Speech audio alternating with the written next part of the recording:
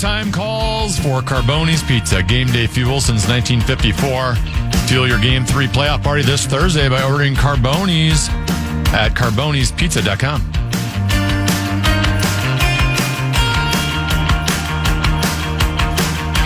I guess maybe I'm built different too, Tenneby. I never, in all of my athletic successes, I never needed somebody's bulletin board material to inspire me to play better. You know what I'm saying? But taking the playoffs, you wouldn't need it either. If someone said to me, your grandma wears army boots, that did me, I'll show you. It was like, I'd roll my eyes, shrug my shoulders, and shake my head and say, let's play. So, but I think it does make a difference. I think some players, they feel insulted. Their manhood's been challenged. And what they do then is they ratchet up their effort another notch or two. So sometimes I do think that bulletin board material can work against you if you say something about the other team. But I never felt it. I never needed that kind of inspiration. I always found it within myself. I'm guessing you did not watch the Last Dance documentary about Michael Jordan that came out like 6 years ago. Here's what I'll tell you.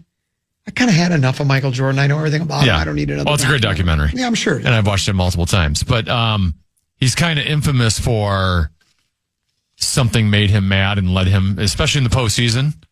And there are people that believe that he would make up stuff in his own mind. Like George Karl, when they were playing the Seattle Supersonics in the NBA Finals, didn't say hi to him at a restaurant. So he took it personal and wanted to get back at he would just come up with stuff in his own brain all the time to try to motivate himself. Yeah, I don't know why. Get angry. I was always much easier just to motivate myself by just saying, watch me.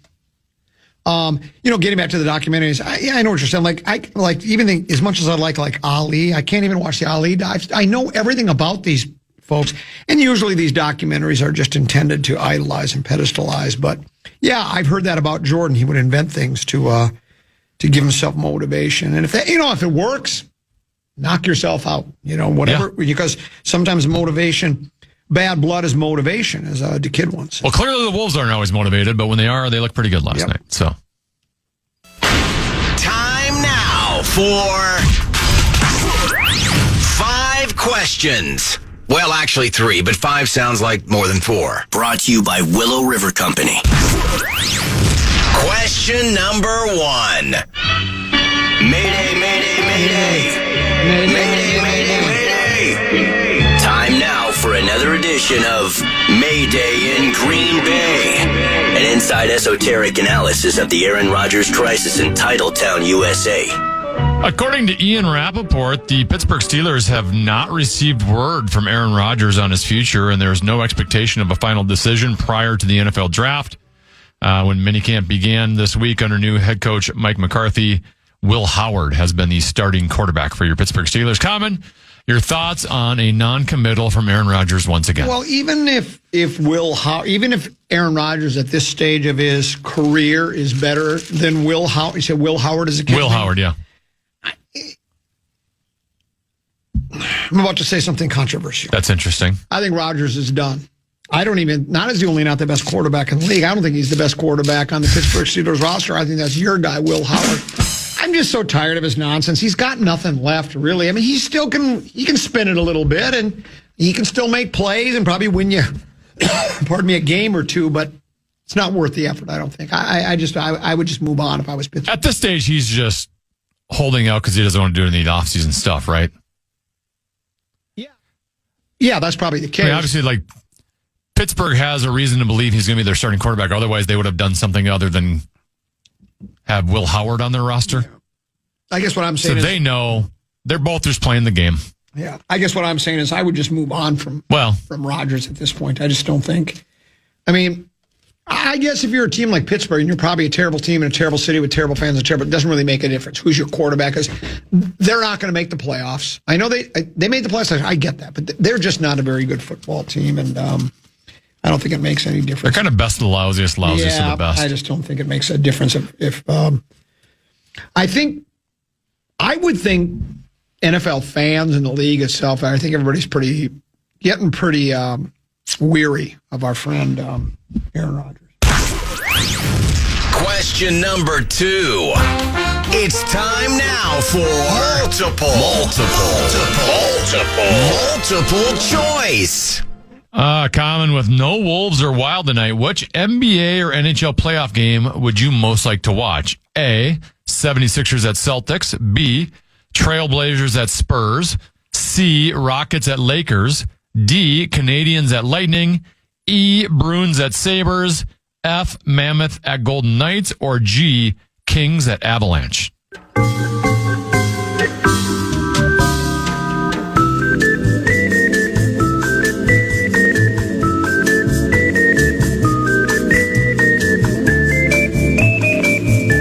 I would have said Spurs because I've not seen Wembanyama play basketball yet other than highlight packages, right? But I watched him the other night. It was that Sunday, Monday, Tuesday, Saturday, regardless. So I watched him play. The guy is... He's a unicorn? Well, is that what they say? I mean, defensively, he altered every single shot. Nobody goes into the paint against him. Offensively, he's terrific. It was fun to watch. So that would be the game. But I did see him play. I've seen enough now. I know what he's like. Jeremy, it's hard for me to even watch Wild and Wolves play. So none of those games will I watch tonight. Zero. I'll probably watch Twins. Sure. Just because... Well, you know what I like about the Twins? Because you never know what you're going to get now. I mean, we had a slow start to the season. Then we won, 8 of 10 or 7 of 8 or 8 of 9, whatever it was. And we had the best record in the American League. And then we lose 3 games to Cincinnati. They were all close games, but it was just the ways we lost them. No offense, some bad bullpen work, etc. So I think I'd watch Twins tonight. I think they're on tonight, right? Is that correct? They are. Yeah. They got the New York Mets. Yeah, I'd watch Twins. Question number 3. Oh, well, we'll skip up and we'll go to the Twins question now then. We're gonna win, Twins, we're gonna score. It's now time to delve deep into Twins territory. Crack out a home run, shout a hit, hooray! Cheer for the Minnesota Twins today. Twins are back at it. They begin a 3-game series versus the New York Mets tonight, 6:10 p.m.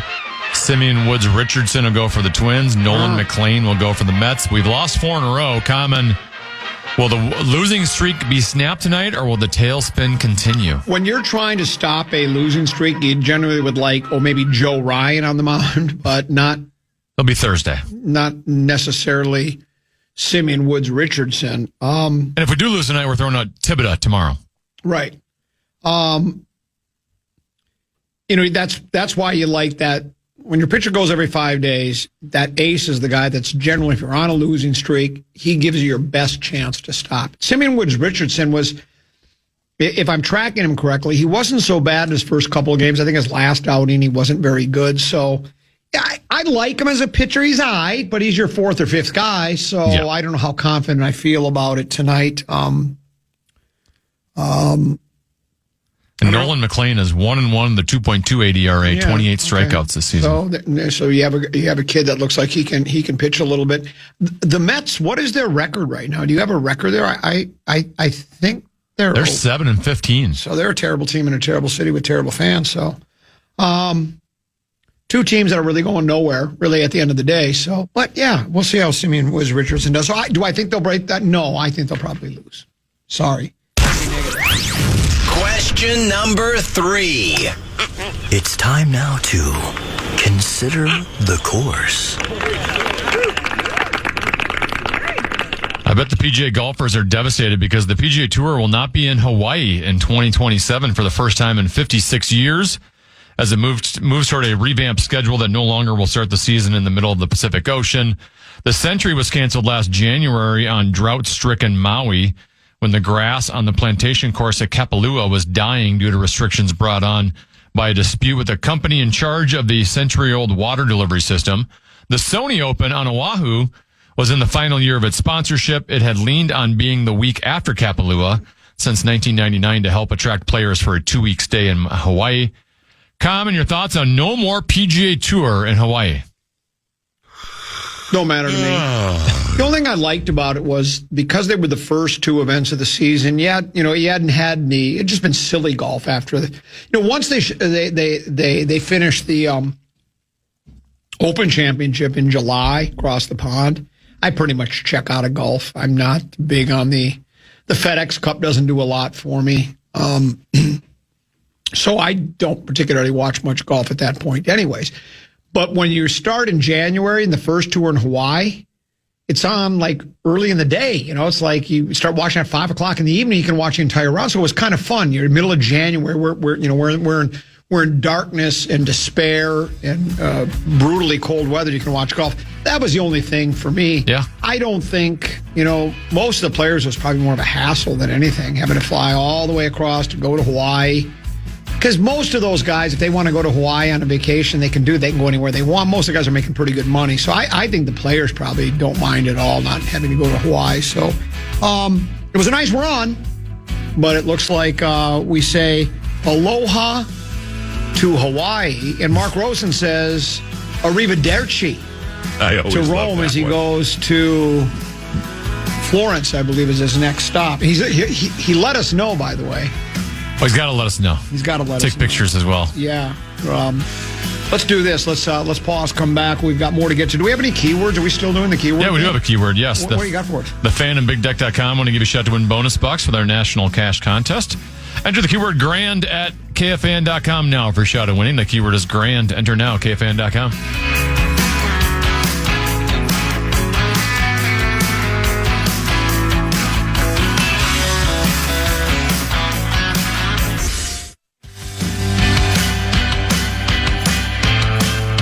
Want to chime in on what's happening with your favorite KFAN program? Well, make your voice heard on the Bradshaw and Bryan text line.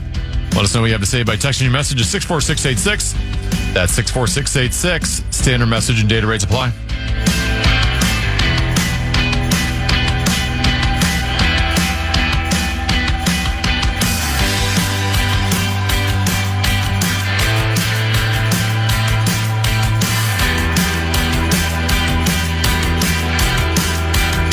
Couple 13-14 past. I'm calming.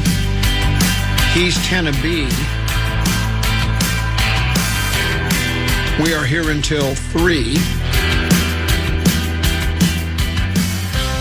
Wild lose last night to the Stars. Game 2 of the best of 7 Stanley Cup Hockey Playoff Series. 4-2, the final score at American Airlines Center.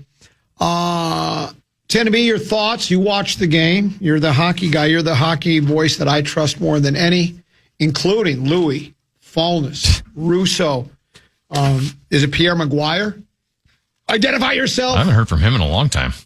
Even Don Cherry, who was one of the greatest of all time. So, Tennessee, your thoughts on last night's wild loss? Not surprised that the Dallas Stars had a much better effort. As I mentioned yesterday, I thought they looked at that. They played game 1 as if it was like a regular season game. I was just shocked by the lack of intensity. Do you think maybe they thought it was the last regular season game and had no idea that the playoffs had started? Maybe that was their problem. I don't know. Even throughout the first period, the Wild were physically taking it to them. The Wild had a bunch of good chances. If not for the play of Jake Ottinger in the first period, that would have been a completely different game last night. He was very, very good. He was the best player on the ice, at least in the first period. And from that point on, after the first period, Dallas kind of took over the game a little bit. The Wild spent much more time in their defensive zone than they did in game 1, struggling to get the puck out cleanly. Obviously, they were kind of had a hodgepodge of forwards at that time because Matt Zuccarello missed the game, and then Trenyon took that hit early in the game, was knocked out. So they were playing with 11 forwards, and they're just kind of, they'd already mixed up the lines because Zuccarello was out, and then it just seems like they're just throwing lines in a blender. And that's actually, they got a delay a game penalty at the very end of regulation, which probably had something to do with no consistency with the lines that were out there and who was changing for who. But yeah, I mean, I'm not surprised that Dallas punched back. And I said from the get-go, this is a 50-50 toss-up series. I would expect it to go a long way. And anyone who thought that the wild 6-1 start in game 1 was just going to continue, then I guess you don't know playoff hockey that much. Sarah McClellan writes hockey for Fish Wrap Factory West Side. She writes in her piece today how the Wild handle the hostility with their fists or their wits will decide who the animosity truly favors. Brock Faber said, we're physically tougher 100%. Mentally, the scrums and stuff, that drains the life out of the bench and positivity. There's a time and place for it, and they had the upper hand in that tonight. From a post-goal brawl to a wrestling-style takedown, Game 2 was much more tense than Game 1 when Dallas didn't put up a fight to getting blown out. But the rash of penalties helped the Stars more than the Wild.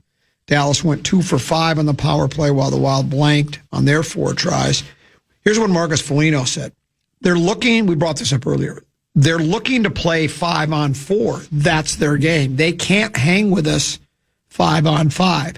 So we got to just be smarter, and myself included, but it's a heated game out there. You're going to have emotional swings and learn from it. So we talked about earlier about how Jaden McDaniels for the Wolves said none of those guys can play defense. When he's talking about Denver throwing out a little bulletin board, taking a shot at him, right?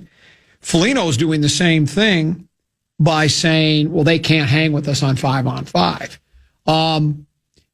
I don't necessarily believe Denver can't play defense. Maybe that's just, I don't know if you're trying to rile. They were bottom 10 in the league in defense Were this they? year. Okay. Yeah.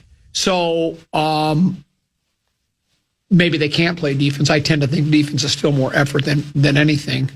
I don't know if Dallas can't hang with the Wild 5-on-5. Do you think when it's just 5-on-5, the Wild that Dallas can't hang with them? Would you say? I mean, I would give the Wild a slight edge, but I wouldn't. It's not like a lopsided thing.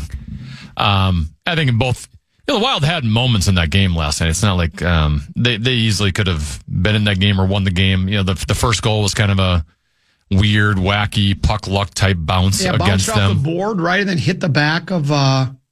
Well, it was weird. That the one that it seemed like it hit the board, then it came back and it hit the back of Volstead and then went into the net, right? Is that right? Well, I wouldn't even say it hit the back of Volstead. What happened was I don't think it would have hit Volstead, but Volstead, I think, saw the puck and tried to catch it. Oh, okay. And then it hit the back of his arm and went in. I think if he just would have let it go, now, it's going to go out in the slot there. And maybe that, when you talk about playoff experience or experience in Dallas, that might have been a learning moment for Volstead of, all right, well, these boards are very active. And when we play here in Game 5 and potentially in Game 7, if I'm in, I need to be aware of how rubbery the boards are apparently. But as for the 5-on-5, I do think 5-on-5, if it's mostly 5-on-5 and there's not a lot of penalties called, I do think that's advantage Minnesota Wild. Now, if Zuccarello's in the lineup, then maybe the Wild have a little bit more of advantage on power play, but their power play wasn't very good last night. With Zuccarello out and Ryan Hartman in, it had a completely different took feel. his place, didn't he? Bobby Brink, he was the guy that they on the roster, yes, I mean. But not like in but the. That's what I mean. He played last night. He right? did, yes. Yeah, that's what I'm saying. But I mean, the Wild are fine. But the Marcus Foligno penalty, that was a bad penalty. And, Harley interfered with them. There's no doubt about that. The refs have not been calling those all series long so far through 2 games. Dallas is taking advantage of that and interfering every time the Wild dump it in. But you can't headlock a guy from 5 feet in the air and down to the ice. So that's just... So that's why the quote from Foligno kind of annoys me a little bit of, hey, we got to be smart, blah, blah, blah. No, you need to be smart. You're the one... his brother's penalty, he's taking heat for that. I don't mind that as much. I thought that was just kind of a weird... the Dallas guy kind of ducked right as he went to hit him, so then he ended up kind of getting him in the head a little bit. But the Marcus one, that's just, you were frustrated. How do you not expect a headlock to get called when you pound? Right. You're lucky it wasn't worse, really. Sure. The fact that he got 4 and the other guy got 2. I agree. But that's we talk all the time about Ryan Hartman. He's a guy who's got to play on the edge but not go over the edge, and he's had history of going over the edge. This is not the second time Marcus Foligno's gone over the edge. He got kicked out of a game against Dallas a couple of years ago in the playoffs. And last night, in a moment where I think it was a 2-1 game at the time, and you just said it yourself, Dallas does, when they want to play 5-on-4, well, don't give them that. Don't put the refs in a spot to put them on the 5-on-4 then. And not only is Dallas dangerous on the power play, there's no doubt about that, it also it stops the flow of your lines moving forward. Like, if 5-on-5, you want to keep going line after line after line after line because one team's in the offensive zone. You make them change, and now the next team's in the offensive zone. There's a flow to it. When you're killing penalties, your Kirill Kaprizovs are not on the ice. Quinn Hughes is not on the ice, and now you're spending a lot more time in your defensive zone. Let's do this. We'll go to break. There's a number of text messages coming in asking you questions about the Wild game last night, maybe strategies, whatever the case may be, and just some comments on it. We can do the talk back, too.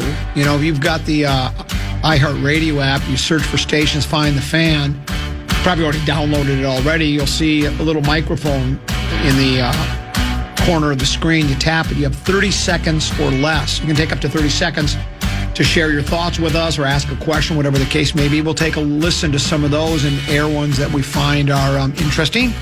But let's break, come back with a little a little adapt, with the emphasis on the left on the Common Man program on the Van.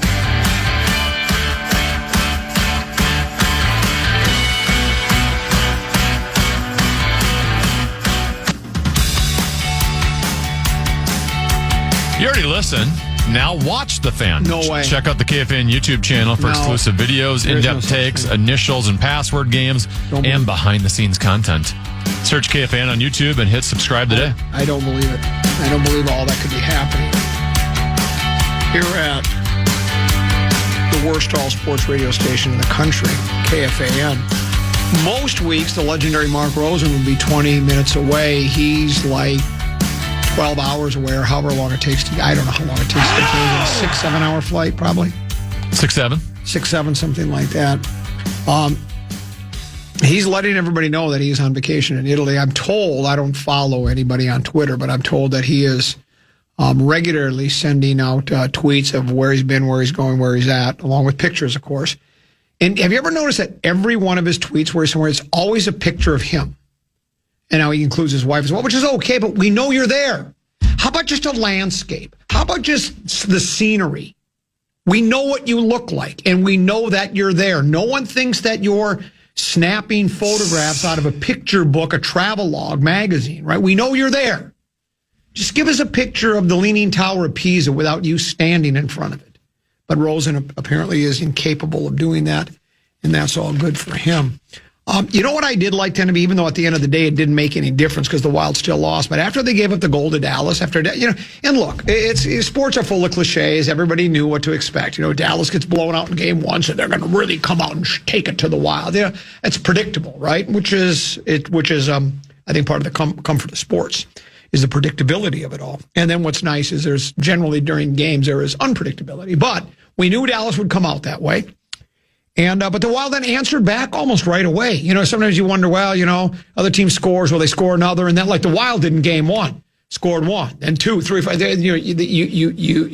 They conjured up a big lead, but the Wild fought back, but they still ended up losing. And Faber was, again, I've not watched much Wild hockey forever, really, but he was really good last night. He had both of Minnesota's goals, correct? He was really good in game one. Yeah, he's a good player. He's got a ton of talent. We've got some text messages. Well, he's one of those, and actually we talk about it on KFAN Wild Weekly tonight at 7:00. That at the University of Minnesota, he wasn't even on the first power play unit there. Now they had some other good players like Jackson Lacombe, but he was just kind of a defensive defenseman. So when he came out of college, I was pretty sure, hey, his defensive play is going to translate to the NHL. I didn't know how high of a offensive ceiling he's had. He scored 15 goals this year. And then scored 2 last night. So he's adding a little offense to his game, too. A couple of text messages. This one says, it seemed like the Wild had one pass too many when in the offensive zone. Do you think that was the case last night? Do you think that happened? We talk about that on the power play, the shoot. We have fun with that. Do you think sometimes, because, again, I'm a novice when it comes to hockey, but sometimes I do think it's almost like they're trying to set up the perfect wide open shot. Do you think that was the case with the Wild at all last night? No, I don't think they were overpassing. Frankly, the guy who overpasses the most wasn't even in the lineup, Matt Zuccarello. Okay. I think they spent a lot less time in the offensive zone. And when they were in the offensive zone, they were stuck on the perimeter quite a bit without really like clear possession. It seemed like they were constantly chasing, right? Where you're ringing the puck around the boards to the other side, trying to get through. They just never really had clear full possession to even make any shots. So no, I thought they actually passed less last night just because they didn't have as many opportunities in the offensive zone. They were defending much more. This one says, question for Tenna. Why wouldn't the Wild have just put Brink on the line Zuki was on instead of disrupting two lines? Can you respond to that? Well, I ended up disrupting three lines, actually. Oh, okay. Three of the lines. The only line that was to start that was the same as we've seen is Eriksson, Boldy, and Johansson. So, yeah, Tarasenko moved up from that third line to the top line. Brink was placed on the third line, and then they also flipped Trenyan and Nick Foligno. So they had Nick Foligno on what you'd call your third line, I guess. Okay. Yeah, I think it's a tough spot to put a 13th forward who just sat out the game and go, all right, go play on the first line and go play with a highly skilled guy like Kirill Kaprizov. And I also I don't know if they've played with each other all year, so you have zero idea what kind of chemistry they have. Whereas Brink has played with Yurov. He's played a little bit with Nick Foligno, so you at least put him with guys he's comfortable with, and you don't know what you're going to get out of him. He's also smaller in stature. So on that third line, you're going to play less minutes than you would on the first line. But Tarasenko was not good on that line. NFL draft starts in 53 hours, 22 minutes, and 54, 53, 52, 51 seconds. This one says, Wild are too small. They're going to get beat up in a 7-game series. Do you agree with that? Do you think they are a smaller club? They've been just as physical as Dallas, even if not more. I mean, Dallas has some big trees on defense. There's no doubt about that. The Wild, our blue line is smaller, but we got plenty of beef in the bottom six lineup. And like I said, I don't think physically the Wild have been overwhelmed at all in this series, other than Trenyan got absolutely laid out last night. Here's another one. And maybe this question's already been answered, and I just have not seen it.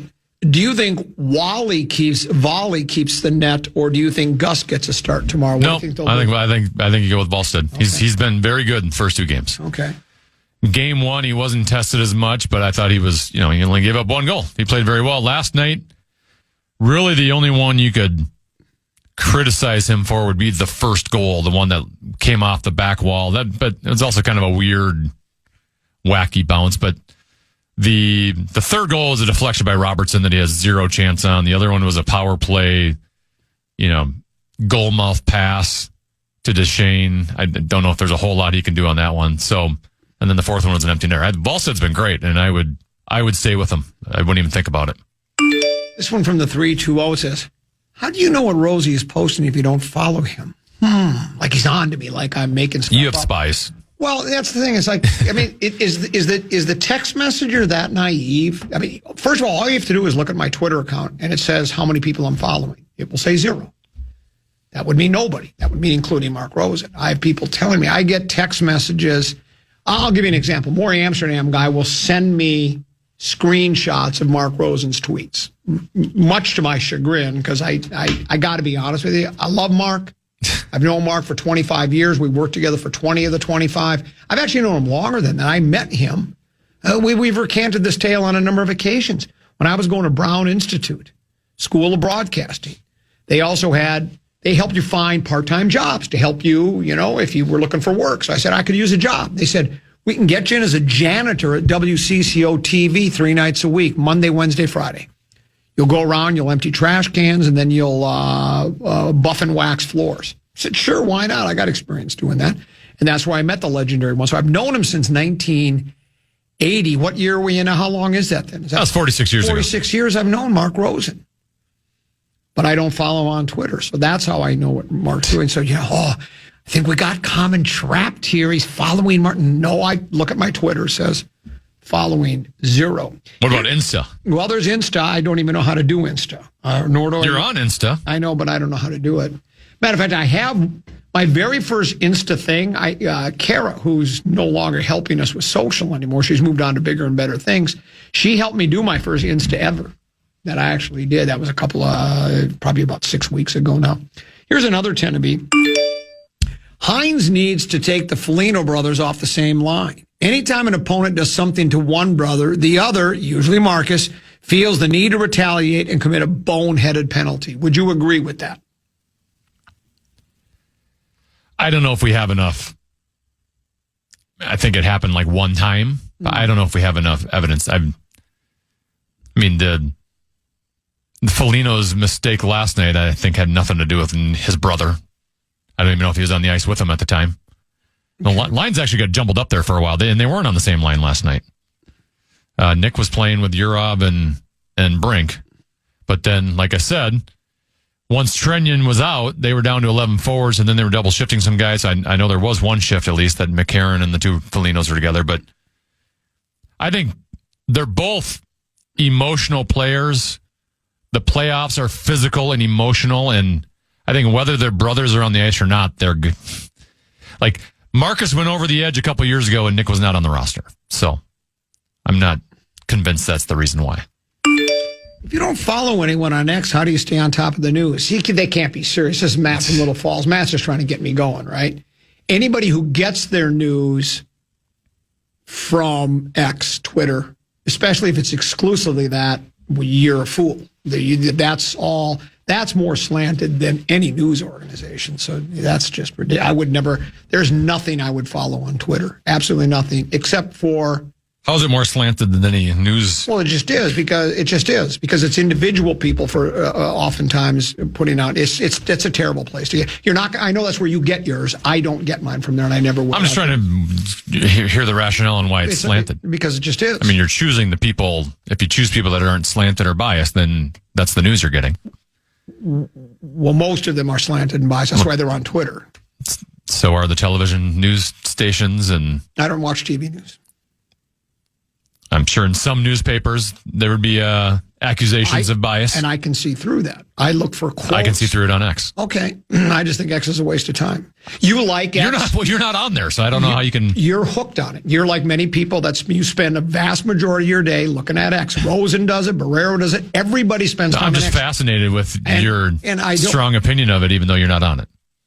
Because I don't. Just because you can't be asking that question, can you? Yes, I can. Because I'm not, I know what it consists of because of what you send me, what you tell me, what everybody else does. I know what it consists of. I send you like sports stuff. I know, but I know what it consists of.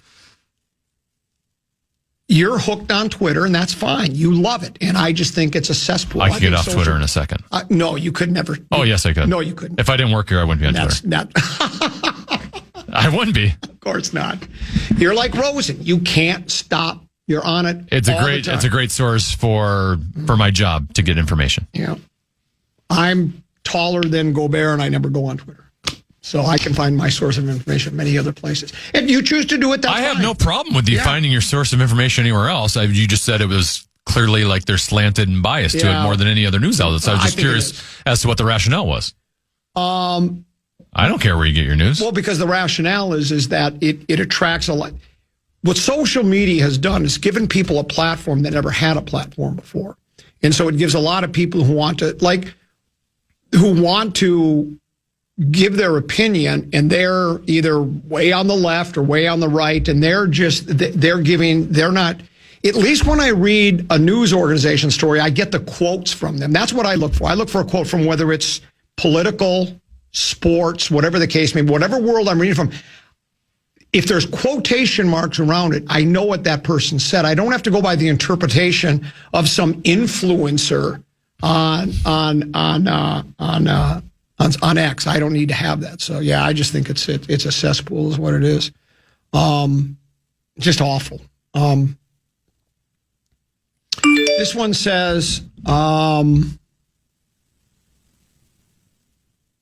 comment, please enlighten us. What is your pure source you get news from? I go Associated Press mostly. I get Fish Wrap Factory East Side and West Side. I do some Fox News, just like to see what their angle is. I do some CNN to see what their angle is, because those two are really biased, on either side. Fox is way on the right, and then CNN is way on the left. But I generally just stick with the Associated Press. And I know that, I think most people believe, and I think there's some truth to it, that a lot of people that get into the media world are liberal to begin with. But like I say, I look at the quotes from, let's say it's something to do with the United States. I read Trump's quotes. I see the quotes, and I know what he has said. I'm not going on the interpretation of what somebody else said. So that's how I do it. And I think I'm very well versed in what's going on in the world. But again, everybody can if people that like Twitter like to go on X. There are others that go on. Whatever happened to? Wasn't there a new one they were going to start called Blue Sky? Blue Sky, and then was there Threads? I think they still exist. I think we were encouraged to get on Threads. It's going to be big, and I think I have an account there, but I don't think I've ever posted anything on Threads. Maybe once or twice. And the only time I post anything on Twitter is if it's either to promote comedy, if you call it that, take cheap shots at the local clubs, or occasionally I will do social posts for some of my the endorsements I do. But other than that, I just don't. I just don't want to do anything with anything. It just social media just gives me the creeps. All of it. It just, you know what I'm saying? I mean, like you said, you could get away from. Yeah, there's a lot of it that's cesspool. Yeah, it's all just it's all ugly. This one says, is it the job of the Wild video coordinator to look at the replay and tell the coach to call a challenge? Because there was a great Hines challenge last night on a delay of game penalty that got overturned. Tennebine might not stand a chance of landing that job, but is it the job of the Wild video coordinator? The Wild video coordinator has been on fire all year. Right. Like it wasn't just a one-game thing last night. He or the people that are involved in the decision-making have been crushing it all season long. But as I posted on X last night, because Zach Halverson said, well, Tennebee's never going to get that job, I would just say the guy's been so good that a big market team is going to come in and scoop him up and pay him a lot more money, so that position will open up for me. But yeah, I will say I thought that was an obvious one last night. When watching it live, I thought it was very clear that Faber's clear attempt ramped up the Dallas Stars player's stick. Right. And correct. so when they called it against him, like, I thought that went off the stick. But you know what? I didn't even know they could challenge that. So I was thankful that they did. Well, you see it in the basketball challenges too, because there was a call last night. I think it went, I can't remember if it went against the Wolves or was for them, but I think it was. One went off of Rudy. Yeah, that was one that went off Rudy. And at first it was called Minnesota basketball. And then they looked at it. You can clearly see that it did go off Rudy. So, we've discussed that before. I don't mind video challenges. I understand that they can slow down the game. But did I hear this too? In hockey, you get 2 challenges, and even if you're right, you don't get any more. Is that correct? That's what I thought I heard last night, that if you get 2 challenges, and if you challenge 2 plays and get them both correct, well, you've used yours. And I would think as long as you're continuing to get them, because isn't it in baseball same thing in baseball? Don't you have a certain amount of challenges? But if you challenge the pitch and you get it right, because sometimes they're challenging 7-8 pitches in a game. I don't understand why if you're getting it right. I think you might be confusing. Well, in the NHL, I think you can challenge as many times as you want, but if you're wrong, it's a penalty. Okay. So maybe that's what it is. That's the risk in the National Hockey League of, well, if you get that challenge wrong, now you're shorthanded for the next 2 minutes. Then I must have heard that wrong, because I thought for sure that's what they said was, well, they've used their 2 challenges, and it's like, maybe it's the NBA they're doing that. Maybe the NBA, you get 2 challenges. If you're right, it doesn't matter if you're right.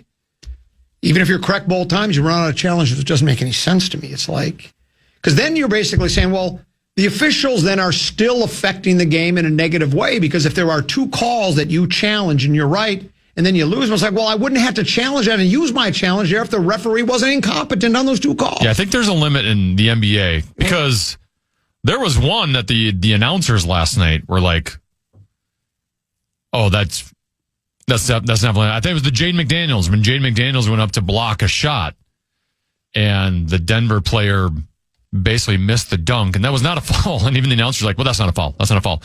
Yeah, the problem is the referee that called the foul is the one also reviewing it, and might just be a little too stubborn and doesn't want to admit his call's wrong. Well, there's that. Yeah. I think you could be spot on there. So, So you say stick with the same goalie. No doubt. Yeah. No doubt. Wouldn't even think about it. And Not even in consideration. Not even in consideration. I'd be shocked if they made a switch. Yeah, I mean, you can make a case for keeping the other guy fresh, but as long as the other guy's playing well, there's no need to worry about that. You're in the playoffs now. It's not like it's regular season where, regular season, you like to rotate both guys. Yeah, I mean, do most teams in the National Hockey League, and even if you have a stud goalie, you're giving your backup, 30% of games, 20%? Anywhere in the 60 to 70 range for your starting goalie. I'm sure Gus and Wally were probably 60-40 this year. But typically, once you get to the NHL Stanley Cup playoffs, you'd rather just go to one goalie. You're making a change because it's not working. But if one's going well, who's going to be ready for a game 3 right now? Wallstedt or Gustafsson? I think Wallsted's probably in a better spot. Right. And I would tend to agree with you there. He's played very well. And so is now Ottinger in the first game. I don't know how much of that. I don't remember every goal, but he was really good last night. Ottinger, the goals against obviously weren't good in game 1, but I don't know how many of those were on him. There wasn't any bad goals he gave up. But last night he was making game-saving stops, especially in the first period. Correct. Let's do this. I'm gonna go check some of the talkbacks, see if we've gotten some to talk a little bit about we can take Wolves talkbacks as well. So let's take a break. We'll come back. And you're going to go on X and get some more news. Yeah. Get some things you can talk about. Yeah, that's what I'm going to do. I'm going to go on X because it's my favorite place to go. We'll do that next on X next. You're on the Common Man program on The Fan.